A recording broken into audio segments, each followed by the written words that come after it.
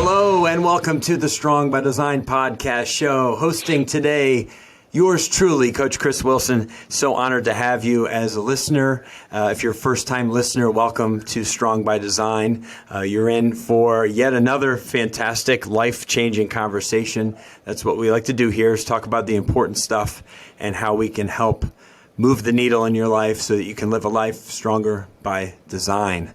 And if you're a past listener of the show, then welcome back. So great to have you. It's just been another terrific year of growth, and we're closing in. This is the final episode of 2022. This is the final episode. So what a great conversation to close on. A story from a gentleman that I came to know in October who really moved me. I was in the audience. He was speaking from the stage, and what he had to say was really worth listening to. Very powerful. And so it's a great conversation to end a terrific year on Strong by Design. So all of you, welcome. Great to have you. If you could, at the end of the conversation today, if you could think of one person that could benefit from the conversation today and share it with them. I take great pride in when I hear a good podcast or an audio book or something, I love to think of one person that would probably enjoy it or benefit from it as much as I did. And so that's what helps our show grow organically. And we have been doing a great job of that, especially this year in 2022. The show has seen tremendous growth and reach. And we just love it, and we're just going to keep getting better. So thank you for that. So our amazing guest today, Mr. Doug Smith, he is a busy guy. Not only is he a father and husband of 3 children, and I think I got that right, Doug? Well, hey, we have one on the way. We're expecting. Oh, that's right. That's what it is. You have one on the way. Yeah, I'm like in my head. I'm like 3 doesn't sound right because I felt like the family was getting bigger. So that's great. He is the director of development at Light of Life Rescue Mission. It's a non-for-profit organization that brings hope and healing for men, women, and families experiencing homelessness, poverty, and addiction. He's also the founder of L3 Leadership, a leadership development organization that connects and develops leaders through podcasts, coaching, training, and the L3 One-Day Leadership Conference. He also has a L3 Leadership podcast. And of course, once I heard that, when you meet a fellow podcaster, you immediately want them as a guest because you know right away they have a lot to say and they're probably good at saying it. So it's a very attractive thing. And he's had some tremendous guests on his show. And I'm making his podcast one of my go-to podcasts to listen to now. So now I have to add to my already busy list of podcasts that I'm listening to. So Doug, thank you so much for making the time today to be on Strong by Design. You had a real powerful message that you shared from the stage about overcoming some difficulties and challenges in your own life, and obviously where you've landed today, where you're at today, and how you're able to help so many people in such a big way. But first, welcome to the show. But I would love to just dive right into kind of that part of your life so that we can really connect with our audience. Yeah, well, Chris, I'm honored to be here. It was great meeting you at the conference, and loved getting to know you and your team. And I also love fellow podcasters as well. And I subscribed to you guys at the conference, so it's been great following your podcast as well. And congrats on the growing listenership as well. And I'm honored to be the last episode of 2022. Yes, I mean, talk about going out with a bang, you know. So this let's go. I want to touch on one thing. We both were honored with listening to Horst Schulze, and both immediately jumped on the opportunity to have him as guests on our mutual podcasts. And how awesome was that experience to sit with him and then also get one-on-one time in a podcast with him? Yeah, that was one of the highlights of my year for sure. Having 2.5 hour breakfast with you guys in Horst and just asking him questions. He was brilliant, and he's just a brilliant leader. So yeah, he is. Yeah, well, to back to your initial question. So what I was speaking at the conference was, as you mentioned, I'm a very busy leader, have a lot going on, and I go really, really hard. Yes. Which is good until it's not. And in the fall of 2020, I remember that I was about to go on vacation with my family, and it was right around when everything with COVID was happening. And right before I left for vacation, I had a massive anxiety attack. And I had anxiety attacks in the past. I had some seasons of anxiety, got through the attack, went on vacation, had a great vacation, 2 weeks of relaxation, came back. And the Monday evening after vacation, I was on the phone with my brother, and I just randomly learned that I had a cousin who I wasn't even close with. I learned that she passed away from COVID. And for whatever reason, as soon as I heard that news, I went into another anxiety attack.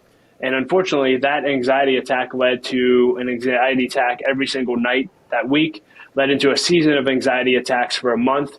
And fast forward to October of that year, my anxiety of anxiousness in my chest, feeling like I'm going to die, my heart wanting to explode, went from my chest to my head. And I don't know how else to explain it. I heard a leader say it like this once. He said his psychiatrist told him that when your body runs on serotonin, and once you start running through serotonin, your body will start to run on anxiety. And if you continue to run through anxiety, your body will start to have an emotional breakdown. And if you keep running when you're having an emotional breakdown, you'll eventually have a mental breakdown. And I think I got pretty far down that road. I ended up, I remember I was leading a meeting at work one day, and I got to the end of the meeting, and whatever was going on in my brain was so overwhelming. I just remember looking at my team and just saying, I can't do this anymore. I can't do this. Something is very, very wrong with me. And I got off the phone, and I tried to do email, and I couldn't even read an email. And all of a sudden, I got so full of fear, and I just thought, I don't know if I'm ever going to have the capability of working again. I don't know if I have the capacity. And I called up my executive director, and I told him what was going on. He said, you need to take some time off and maybe take some short-term disability. And I got really fearful, thinking, if I do that, I don't know if I'm ever going to be able to get back to work. I don't know if I'll ever work again. I don't know if I have enough disability to cover my family. And I was just so full of fear. And it went into this dark season, the darkest season of my life. And at that point, I was absolutely desperate to do anything I could to get out of that. And so that was the beginning of my talk. And I'm happy to go into the rest of that journey and some of the lessons that I learned along the way. Yeah. But as I share that, I hear so many leaders say, I feel like I'm right on the verge of that, or I'm in the middle of that now. And so what I did, when you're desperate, you'll just do anything for help. And so I went to a therapist for the first time in my life. I had never gone to therapy. For me, I feel like I have a lot of community around me. I'm in a lot of mastermind groups. I have a lot of great friends. So I never thought I needed therapy until I did. And so I went to therapy, and it was absolutely life-changing for me. It was the first time I had asked for help. And what I didn't realize was, let me just rewind my life just a little bit to give you context for how I ended up there. If you were to rewind my life 9 months prior to me having those attacks, I have a younger sister, and she was a heroin addict for 15 years. And unfortunately, I lost my sister to an overdose in December of 2019. And when I lost my sister, I remember getting the phone call from my dad one night, and he said, Doug, Sarah's gone. The police just left the house. And I just started bawling, and I immediately drove over to my dad's house. I cried maybe for 5 minutes. I got to my dad's house. My dad's was a mess, as you can imagine. And so I took care of my dad, and what did I do? I went right into leader mode. I rescued my dad. I stayed at his house for several days. I helped plan my sister's funeral. I put together a message. I put together fundraisers. She has 2 sons, so I had to raise lots of money for them to help secure their future. Mm-hmm. And as my boss told me, he said, you basically went back to work. Yep. And I learned through therapy, I never took time to grieve or process anything. And as I started working with my therapist, he had me do what he called a trauma assessment. And we started evaluating my life of every 5-year segment from 0 to 5, 5 to 10, 10 to 15, just look for trauma in my life. And what I realized was I had a lot more trauma in my life than I had thought.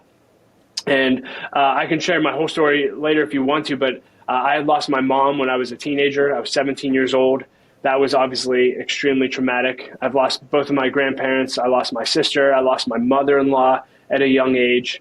So my life was just filled with all of this grief. Yeah. And my therapist said, Doug, I know you think you've grieved and moved past some of these things, but you can't say goodbye to something that you've never said hello to. And he said, I think you need to start diving into some of these deeper root issues in your life. And so I started grieving for the first time. And if someone's listening to this, if you've ever lost someone, or it doesn't even have to be a person, it could be a job, it could be anything. If you have loss in your life, really evaluate, have you taken time to grieve? Because I thought I had, but I didn't. And my therapist said, Doug, what his encouragement was to me was to go to the grave sites of everyone that I lost and actually write them letters. And I was that guy that, I never wanted to visit a grave site. They're not there. What's the point? Right. But I went to the grave site, and I remember writing my sister a letter, and I just remember just God showing up in my life, and I just started bawling like a baby. And I let out all of this grief and anxiety that was in me that I had no idea that I was holding on to. And it was so freeing. And that was really the beginning. And again, I can go into other things that I learned. That was the beginning of my healing journey. Through that process. That particular, when you talked about that, I think that's what really got, more than anything for me, that got my attention, is the ability to grieve and for that to be a good thing and a necessary thing, and not something to take lightly, not something to skip over, not something to reflect on or think about, or you have to, when you process, we had a lot of similarities too. Both of us have lost people in our lives at relatively young ages that were extremely important in our lives. I lost my dad, my mom, my brother, all young. I mean, I'm 46 years old, and it's been 6 years since I lost my mom to cancer. It's been 9 years since I lost my brother to brain cancer. It's been 17 years since I lost my father to alcoholism, smoking, and depression. And if you're not processing those losses and grieving those losses the right way, they're going to stick inside of you and rot and fester inside of you, right? And it's going to come out in these other ways that were this anxiety that was like killing you. And it was a kind of a slow growing, or it was almost like a tumor growing right inside of you. And it got to that bursting point where it was, you could not function with it any longer. And what I found really interesting is the type of person that you are. You seem like you're very much you seem like you're everybody's friend. Like you're an extrovert. It seems like you like to have conversation. You have lots of friends and family and stuff. But even that, as your personality, even that doesn't necessarily promote the healing that you need. I'm sure in some level you were communicating your thoughts and feelings a little bit, but not until you sought some type of professional treatment was it. Yeah. Did you allow yourself to grieve the right way? Yeah, and Chris, just on that note, let me just say this. You mentioned I'm an extrovert. If anyone's out there is taking the Strength Finders assessment, I'm a woo, which is winning others over. Right. When I go somewhere, I want to meet everyone, just like I did with you guys. I want to meet, I want to connect, I want to stay friends. But one thing, and again, another thing that I learned in that process was I was desperate, and you don't realize who you actually depend on until you're in a situation where you're in need. And so I started reaching out to some of my what I consider my closest and best friends. And I literally just said, can we go on a walk? Can I just meet with you? And all I wanted them to do was tell me that it was going to be okay, because I really didn't know if it was. Yeah. And it was so interesting. As many friends, like I could say I have, thousands of friends or thousands of acquaintances, but every one of those close people that I've called that I've literally have known for 15 or 20 years, every single situation, again, we were not together, but individually, one-on-one, they all said the exact same thing to me, almost as if it was planned.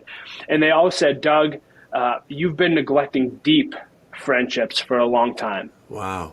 You've been neglecting deep friendships for a long time. And it never really hit me that, yeah, I have thousands of relationships, but who are the people that I am doing life with in a deep way on a consistent basis that don't know me for what I'm doing in leadership, that don't know me for what I'm doing at the rescue mission, or really don't care about anything that I do, but they just love me for who I am. And if you have a few of those friends, you're extremely blessed. But I just want to tell you that it was a huge eye-opener to me that I was neglecting those friendships, and I've really made it a goal that I'll never do that again. Those are the people, as many new people that want to connect with me, that's great, but I can't quit investing in those deeper relationships that I need to draw on tough times, and hopefully that they can draw on me as well. Yeah. What seems pretty unbelievable too is this is recent. This is just in the last couple of years that you had this awful experience, but then this breakthrough moment at the same time. I mean, this is only just in the last couple of years. And so what does that life look like lived in the last couple of years in terms of, yes, you sought professional help and someone to speak with and grieve properly and do this, but what are you doing now? What have you put in place now in your life to not let anything like that happen again? That's preventative and that keeps you on the road of recovery. Yeah, another thing that was really eye-opening. So again, I identified in our talk, 3 or 4 things that really led to this. Yeah. And I remember I reached out to one of my mentors who's like a father figure to me. And in my background, just to give you context, I was a drug dealer in high school. I graduated high school with a very low GPA, never thought I'd go to college or amount to anything. And basically watched my mom. She had a leg disease that no one knew how to treat. And so I mentioned I lost my mom, but I slowly basically watched my mom die throughout my teenager years. Yeah. And as I was meeting with his mentor,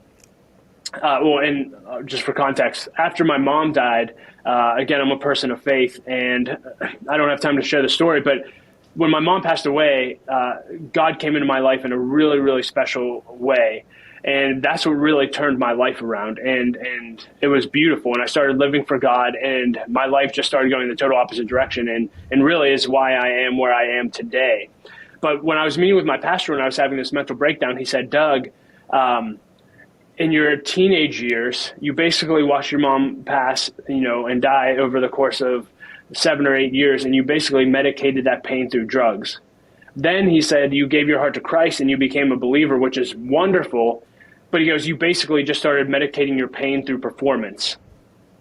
And that was a huge revelation to me that, from 17 to 35 years old, I had basically been medicating all of the pain, all of the trauma that we already talked about with performance and trying to prove to the world that I was enough. Yeah. And one of the things that was causing so much stress and anxiety leading up to my breakdown was the unrealistic expectations I had of myself internally when it came to performance.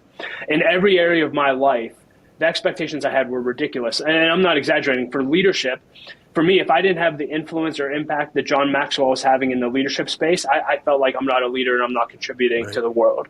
If I don't have the financial world of Dave Ramsey, if I'm not a multimillionaire and financially independent by the time I'm 40, then I'm nothing. If I don't look like The Rock physically, then I'm out of shape. And literally that was the standard I would hold myself to. And I remember the summer before this happened, I was waking up with cold sweats in the middle of the night, literally with the expectations that I was putting myself at work in all of these different areas.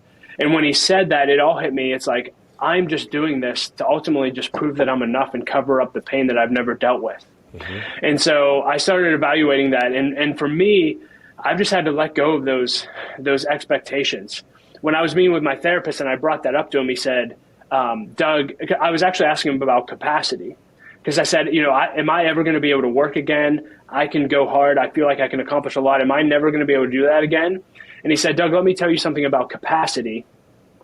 He said, usually when I deal with people around capacity, it's not a capacity issue. There's people that can sleep 4 hours a night and, continue to go hard into their 70s and 80s. It's usually unrealistic expectations of yourself internally. And I thought, oh my gosh, that's exactly it. Mm-hmm. And so I've really, on the aftermath of this mental breakdown, 1, I've had to process grief. 2, I've had to invest in deep friendships. But 3, I've really had to let go of the unrealistic expectations I have of myself. And what I found was those expectations were really driven out of just me not believing that I was enough as a human being, which I think is a huge need in all of us. Yes. And so my therapist, one of the exercises he had me do that was so helpful was he had me draw a T diagram on a notebook. And on the left side, he said, I want you to start filling that out with all of the evidence that you have that you are enough. And so I started writing some generic things like I'm a child of God, or, my wife loves me. And he goes, no, I want you to be real specific, and just started listing out things in your life that prove that you're enough. And long story short, I ended up filling out like a page and a half of evidence that I'm enough. And he said, okay, on the other column, on the other side of the page, I want you to list out all the reasons that you're not enough, all the evidence that you have. And I wrote down a few things, and to be honest with you, it was just a few things that leaders had spoken over to me, spoken over my life that were negative in my past. That was the evidence that I had, and they were really just stories that I made up in my head. Yeah. And what I realized through that exercise was I have very little evidence that I'm not enough. And so I've been really striving over the past 2 years to just live out of this foundation in my heart and soul that I am enough. I have nothing to prove. And man, God, I'm just going to really open up to what do you have for me? And if you put me in a seat of leadership, I'm going to trust you to help me lead and execute. I'm not going to put the pressure on myself. And that's been so freeing on the other side of this. So freeing myself up of unrealistic expectations. And the other thing I would just say that was crucial was implementing rhythms of rest in my life. Yeah. We were just talking on this before. You're like, hey man, I got an energy drink. I got coffee. I'm wired. I'm fired up. Like I was unhealthily addicted to coffee. I was going at an unhealthy pace. And so I started just reading about rest. And there's some great books out there. If you want some recommendations for your listeners, John Mark Comer wrote a book called The Ruthless Elimination of Hurry. Yes. Phenomenal book. Robert Morris wrote a book called Take a Day Off.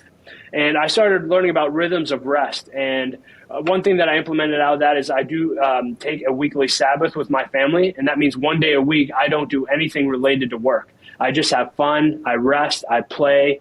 And that has been so huge in my life. Just taking that time and just unplugging from work. And you know what? I found out that I'm actually more productive taking a day off. It's kind of the Chick-fil-A model. Like God set that up, right? He said to have a Sabbath. Right. Seems like he knows what he was doing. So setting up, and I can go deeper into that if you want to, but setting up rhythms of rest in my life has been huge.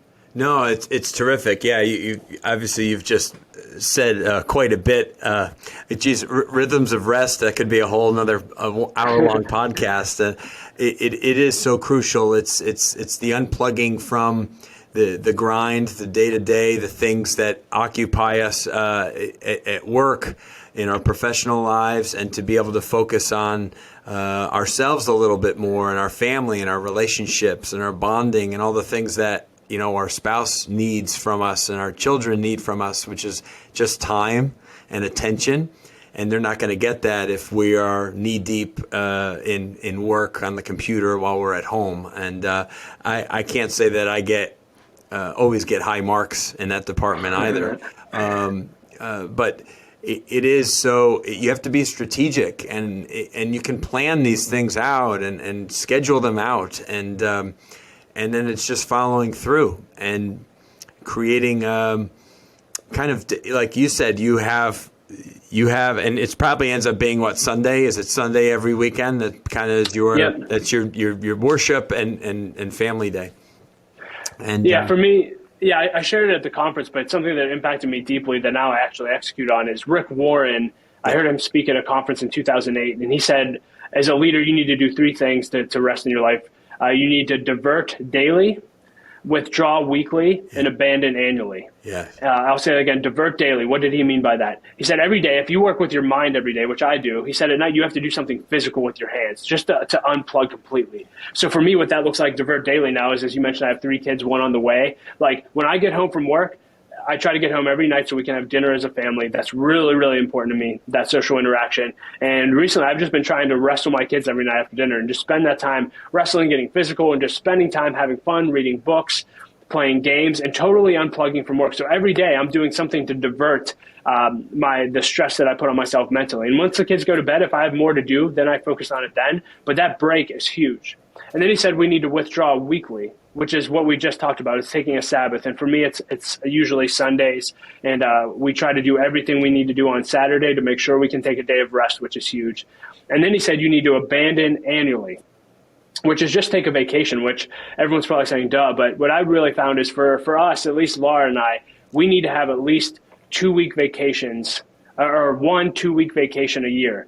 Because for me, it takes me just a week to unplug from the whole world to actually feel like I'm resting, to actually take a break. And so we found this cadence of, if you have the opportunity and you can take a 2-week vacation, you'd be surprised what that'll do for your rest and relaxation and your soul. So those are 3 things I'd encourage on a practical level to do. Yes, without a question. We all need it, and we can fool ourselves for, I guess, a certain amount of time that we can get by without it. But life is just better when you're purposeful and make that time in your life for your. And it's appreciation that you get back from the people that you're spending that time with. They feel like they matter, and you're making memories, which is ultimately, isn't that why we're here? We're here for. I would say for each other. We're here to experience each other. We're here not for material things. We're here for experiences and memories and development and growth and all of these things. And who are the most important people in our life? Generally, that's going to be your family and your closest friends, neighbors, coworkers. And so go out of your way for those people. And when you do take that rest, right? You're just better when you come back. You're just better for those people when you are, like I've always said with children, they're better after recess, right? They're better. Like I always felt like give kids more recess time at school because they're going to be better and more focused when you give them that diversion, when you give them that opportunity to let out some of that steam. They're going to be able to focus their time and energy and attention better when you are, trying to get the best out of them. So tell us a bit more. At this point, obviously, it seems like you're in a really good rhythm with things, with 3 children, 1 on the way, with your spouse, taking your weekly, taking your moments where you can get them. And it seems like it's been, and obviously you're speaking now, because this is where I saw you. I told you I had to plug Florida Faith Leaders Summit, right? For our friends. Great conference. Yeah, it's a great conference. It's the 2nd annual one this past year in October. It's down here in Orlando. It's put on by Matt Higgins, and he did an exceptional job. He has great speakers. It's great leaders, really, from all walks of life who come and share all of their insights and experiences and how to for culture and for leadership, right, and just having a healthy organization. And it was great having you there. Now, how often are you able to travel and to speak in settings like this? Yeah, as often as my wife and I. So my wife and I are both extremely busy, as you mentioned. My wife is also she oversees sales for her company in North America, and so she travels a lot. Wow. So it really comes down to a lot of family planning and just prioritizing. So again, family is a huge priority to us. So as opportunities come our way, the way we filter those opportunities are really, we have weekly family team meetings. And so we just review our calendars, and when opportunities come up, we say, hey, here's an opportunity for me to speak in Florida or whatever. And, should we do it? Why should we do it? Can we make a family trip out of it? So it's just really intentionality. And again, it's like, should I say yes? My nature is to say yes to everything. But I really learned when I was going again through that thing, another thing that was through the breakdown, another thing that was super helpful was that mentor that I met with. He said, Doug, I think you're going to have to spend a lot of time pruning things in your life because you're doing too much. And what your body is telling you is that the way that you're living is not sustainable. Yeah. He said, your body is trying to save your life. Yeah. He said, the hard part for you is that everything you do is noble. He said, you work at a rescue mission serving the homeless. That's noble. You have a leadership organization adding value to leaders, and you have a family. Like, all of those are really good things. And so you really are going to have to be intentional with saying no. And so I've had to surround myself with people like my wife who can help me say no, because I am not great at it. I'm getting better, but that's been really important. And he basically just said, you're always going to have to ask yourself as a leader, what does healthy look like in this season? Yeah. Such a good question. What does healthy look like in this season? And that looks different. There's going to be times where I can travel and do a lot. Of course. There's going to be other seasons where, hey, I need to stay home and just be a dad. That's right. what I need to do right now. So that's been a big learning curve over the last 2 years. It's great advice. It's great advice. And I couldn't agree more. Sometimes saying no is the best answer. And you got to be particular with and reserve your yeses for things that don't come at too high of a cost. So and when you were down here, you did turn it into a little bit of vacation with some of your family, and you went to Disney World, if I remember correctly. Yeah, that was a beautiful thing. So I mentioned my sister passed away, and she had two sons who are 11 and 5 or 11 and 6 now. And my dad loves Disney. We went to Disney once. We only went on one vacation growing up, and it was in Disney World when I was 7. And my dad has this love for it. And so I mentioned to my dad, hey, why don't you come down and we can go to Disney and bring the boys? And it ended up being, you were talking about memories earlier. It was an unforgettable memory, and I'm so grateful. I told Matt the other day, I was talking to him, the conference leader, and I just said, thank you so much for creating unforgettable memories for me and my family.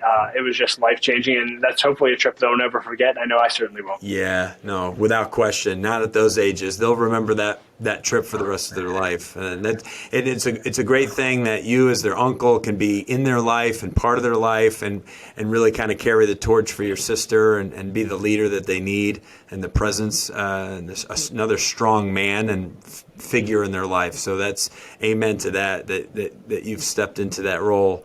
So that's just fantastic. So tell us more, please, about Light of Life Rescue Mission. I've been following you now since I met you on Instagram and stuff, and I'm seeing you, especially this time of year, with all the giving and all of the things that you guys are doing to help these people. Can you give us a little overview of all the amazing things that you're doing there?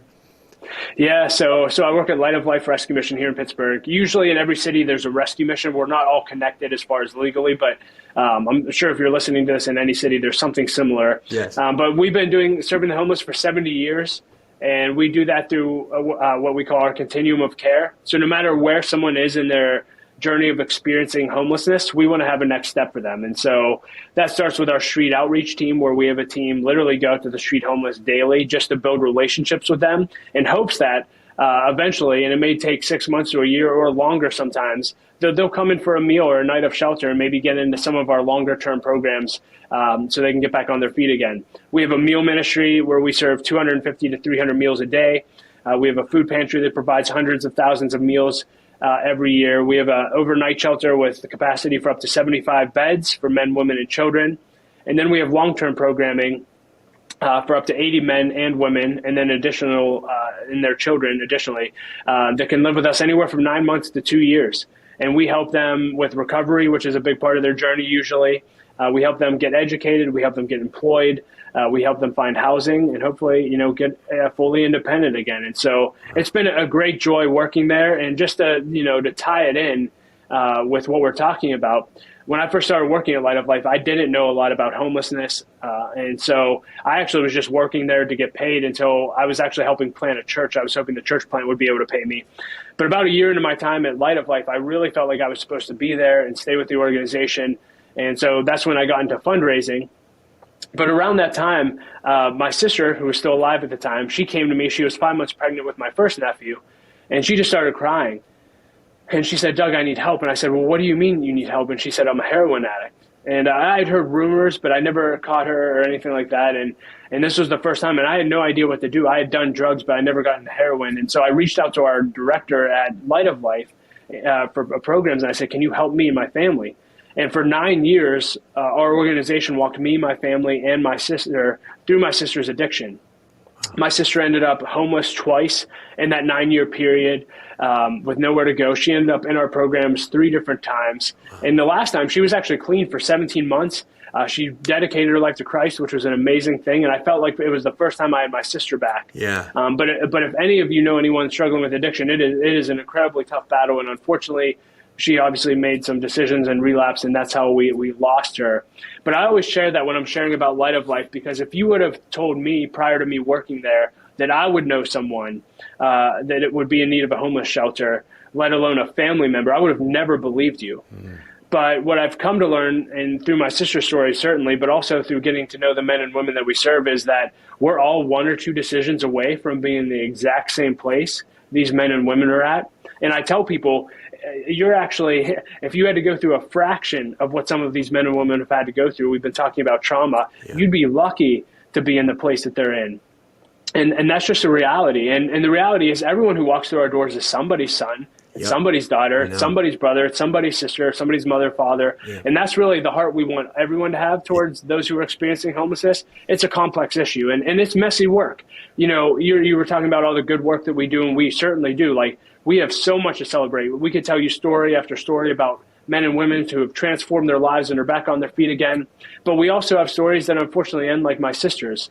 But that's why for us, being a faith-based organization is so important, because as a believer, I believe my sister's in my future now, not just in my past, because of the work of Light of Life. And really, that's the message I try to convey when talking about what we do there, is just this is all of our problem. We're all our brothers and sisters' keeper, and we need to love everyone that comes across our path, no matter what they're going through. That's right.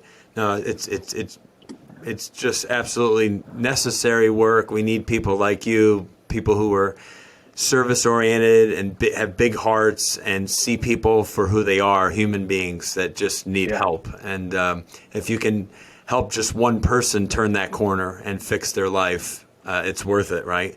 And you said something there that I just wanted to attach myself to, because it's something that I tried to start doing a while back, is when you see somebody in need, if you're driving past them at an intersection or whatever, envision that person as a child, because we all were kids at one point, and just see them as maybe a 10-year-old boy or an 8-year-old girl, and they were little kids just like we were, with dreams and with probably people that loved them very much, and who knows what happened in their life that derailed them or set them off on this path.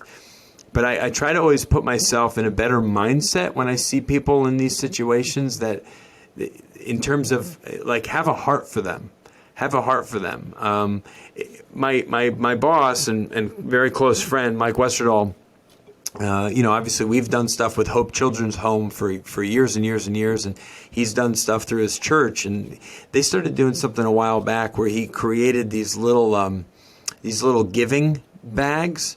So they would pack these, and he started doing this with his own kids, where they would create this little bag of needs, and they would have a bunch of them in their car. So as when they drove around, they would have these little Ziploc bags, or that had like deodorant, toothpaste, socks, a bar, like a protein bar, bottle of water, and like 10 or 12 different like need items that would make somebody who was without feel good.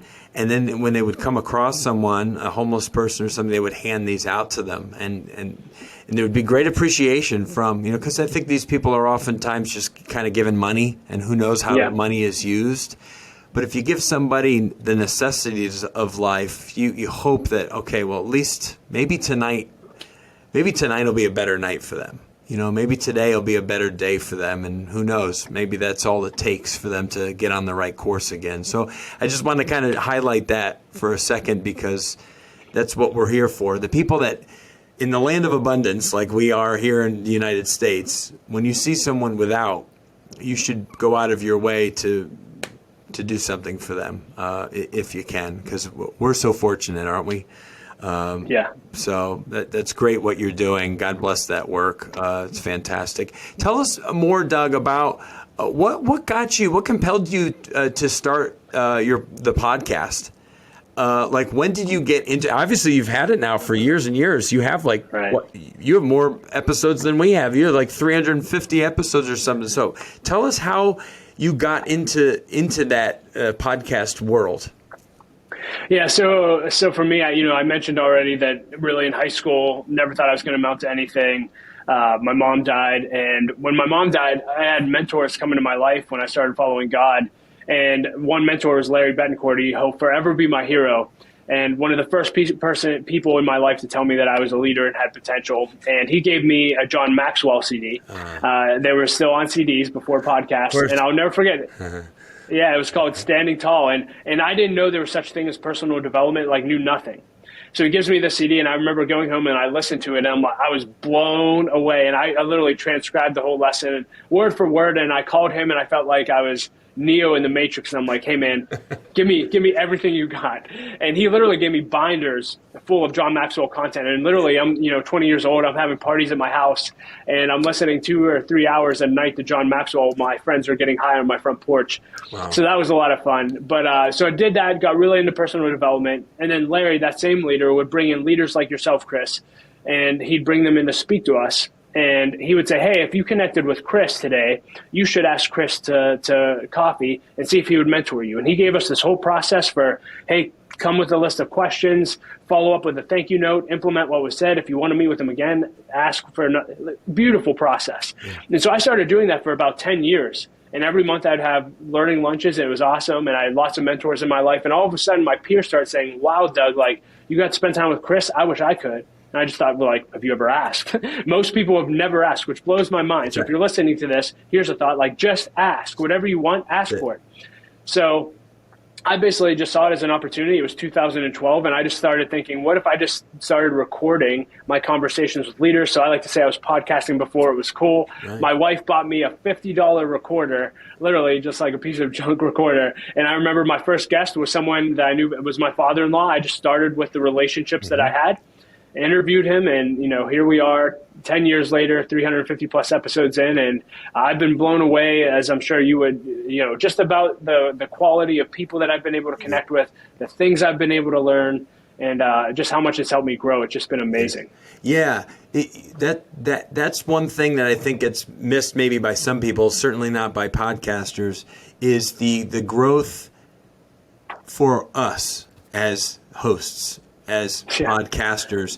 It's like not only it's kind of like I don't know, it's a conversation that probably would not happen if not for the platform of the podcast, right? It's not probably not going to have an hour-long conversation with this person if it's not recorded, right, and able to be. But I do have that opportunity, and it will be shared with hundreds, if not thousands, of people, right, who will hear it on the other side. But I get all the takeaways too.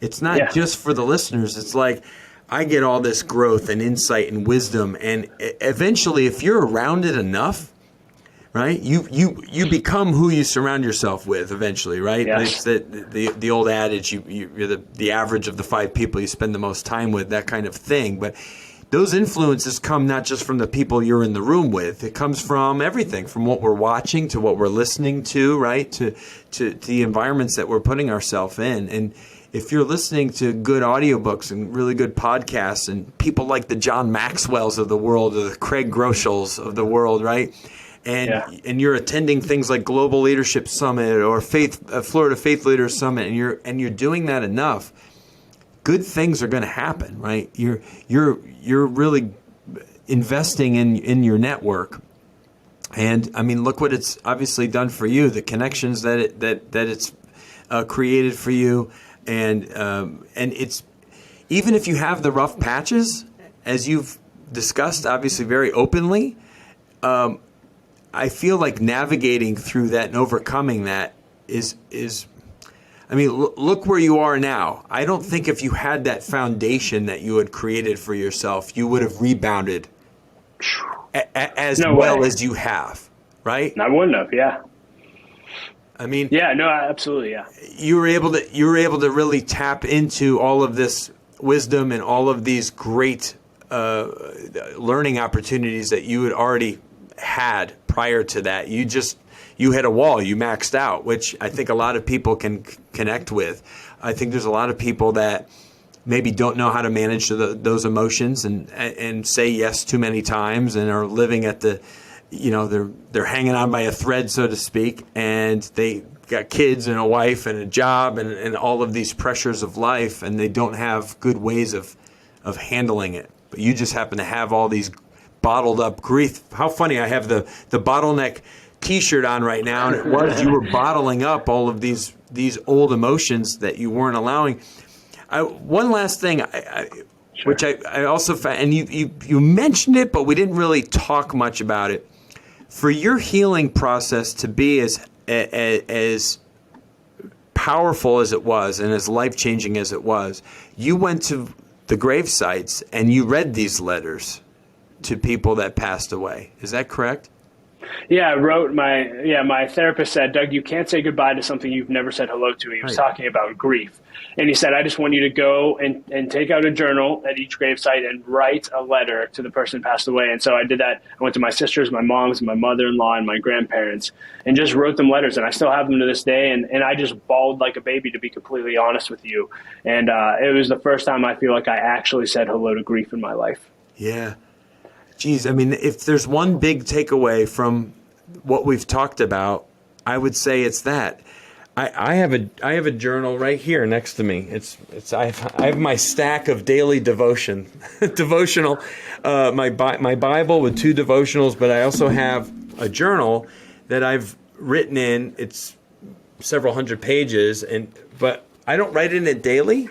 But I do it in spurts. I've had moments in my life where I'm diligent, like on a daily basis for several months, and then several weeks or months will go by and I'm kind of not journaling, and then I'll get back into it. But I find it very healing and very helpful to put your thoughts down on paper sometimes, and then read it back. And it can be about anything. Start easy. I think people feel like you don't have to start writing some amazing book, or just start writing out what you're feeling that day, your thoughts, your feelings, how your morning went, and then just see where it takes you. And the more you do it, I think the easier it flows out of you. And I think if more people had an outlet like that, how much better they would be able to handle their feelings and their emotions about things, because sometimes that's your, like, if you, as a kid, you can just scream, right? And that helps you. As adults, we're not walking around just screaming. So how can we in a healthy way get out some of these thoughts and feelings? And I feel like writing things down is a really great way to do it, because the conversations sometimes are hard to have, especially if it's people that have passed away. How are we supposed to talk to them? Yeah, journaling. I mean, I could nerd out on this all day. I've been journaling. Larry, the mentor I was talking about that gave me the John Maxwell CD, he also encouraged me to start journaling in 2004. Wow. And at the time, I was this 18-year-old kid. I'm like, journaling's for sissies. That's just stupid. But I started, and he gave me a process for journaling. And man, I've been journaling for 20. I'm going to geek out, but I've been journaling now for almost 20 years. Yeah. And every year at the end of the year, I do a year-end review. And again, I have an ebook on journaling and an ebook on year-end reviews. If your listeners would be interested, I'd be glad to give it to you for free. I'll get those from you and I'll share them in the show notes. Yeah.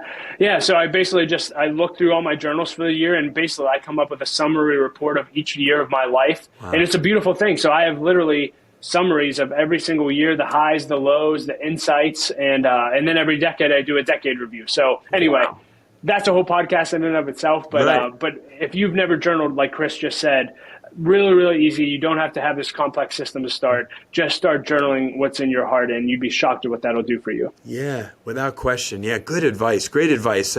A friend of mine, Craig Ballantyne, who's the Perfect Day Formula guy, he's out there. He's a really terrific writer. He talks about, writing, just the power of putting a pen to a page or your fingers on a keyboard, and then just letting those emotions and feelings come out. And it doesn't matter how much, but if you did it for 5 or 10 minutes on a regular basis, I bet it could turn into something that really helped the healing, or it really helped you figure something out about yourself. Some people might be terrific with words or terrific writers, and they don't even realize it, right? But yeah, I don't think anyone's ever gotten into journaling or creating, keeping a diary of some kind and regretted it. It could, just because I think it is such a healthy thing to do.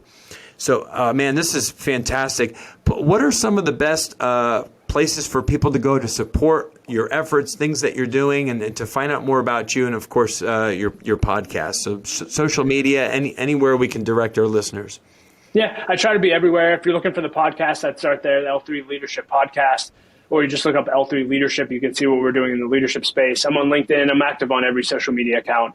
And then if you're interested, if you're in the Pittsburgh area, Light of Life, you could just look up Light of Life Rescue Mission, and you can learn everything there. But yeah, I would love to add value to your life any way that I can. So if anything I mentioned sparked an interest in you and you want to reach out, I'm an open book and available. So just reach out. I'd be glad to help you. Yes, I hope someone takes advantage of it. As Doug alluded to, so many people just don't ask. So many people just don't reach out and take action. And if you're the one who does, I promise you, he will respond, because we are waiting for those opportunities, but you'd be surprised how little those opportunities come. I've actually had people I've podcasted with who've given out their phone numbers because they said, probably no one will take advantage of this and call me.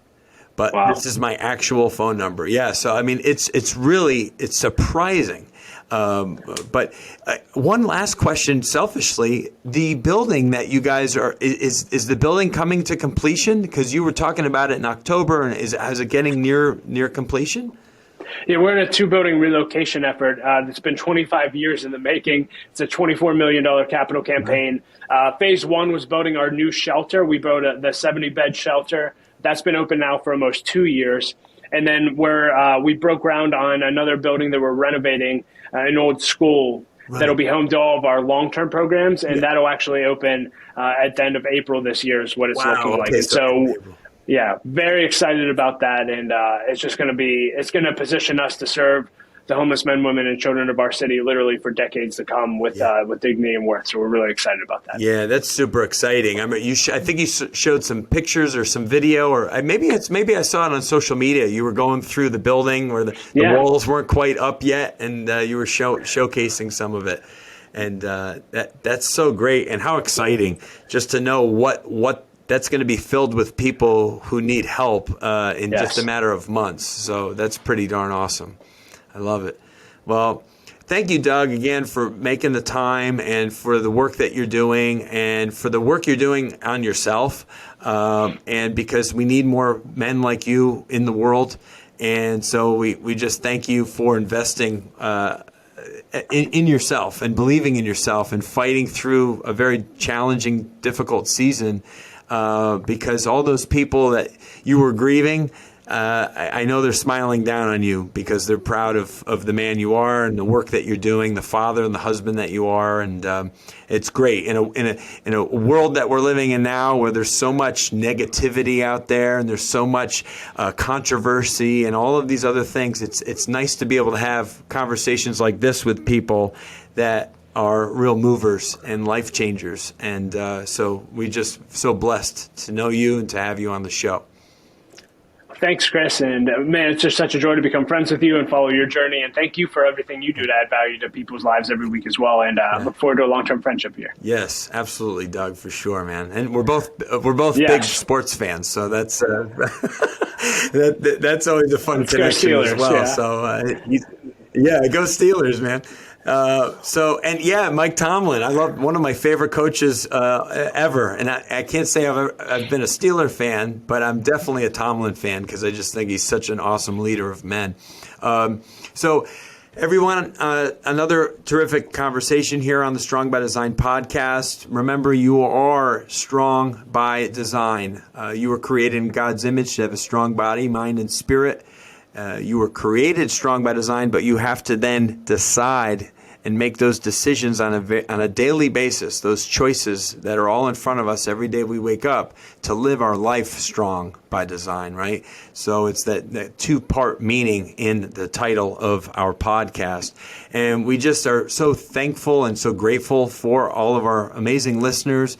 Please, at this time, figure out who you need to share this conversation with. Who can this help? Is there somebody that you know that's going through some difficulties, some challenges, that needs to reflect a little bit, needs to grieve properly to be able to get over a hurt or a pain or a trauma? And maybe this conversation can move them in the right direction. So we thank you so much. God bless you, and we'll talk with you next year, 2023, here on Strong by Design. God bless.